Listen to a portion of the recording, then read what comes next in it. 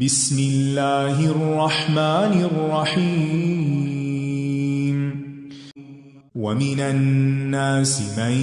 يقول آمنا بالله وباليوم الآخر وما هم بمؤمنين يخادعون الله والذين آمنوا وما يخدعون إلا أنفسهم وما يشعرون في قلوبهم مرض فزادهم الله مرضا ولهم عذاب أليم بما كانوا يكذبون وإذا قيل لهم لا تفسدوا في الأرض قالوا إنما نحن مصلحون ألا إنهم هم المفسدون ولكن لا يشعرون وإذا قيل لهم آمنوا كما آمن الناس قالوا أنؤمن كما آمن السفهاء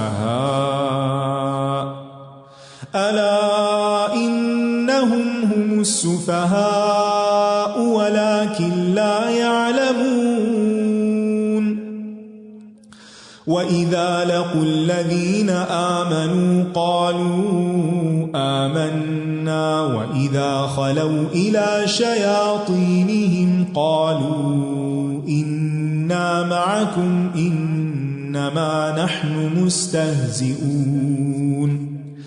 الله يستهزئ بهم ويمدهم في طغيانهم يعمهون أولئك الذين اشتروا الضلالة بالهدى فما ربحت تجارتهم وما كانوا مهتدين مثلهم كمثل الذي استوقد نارا فلما أضاءت ما حوله ذهب الله بنورهم وتركهم في ظلمات لا يبصرون صم بكم عمي فهم لا يرجعون أو كصيب من السماء فيه ظلمات ورعد وبرق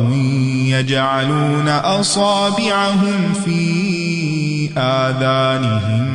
من الصواعق حذر الموت والله محيط بالكافرين يكاد البرق يخطف أبصارهم كلما أضاء لهم مشوا فيه وإذا أظلم عليهم قاموا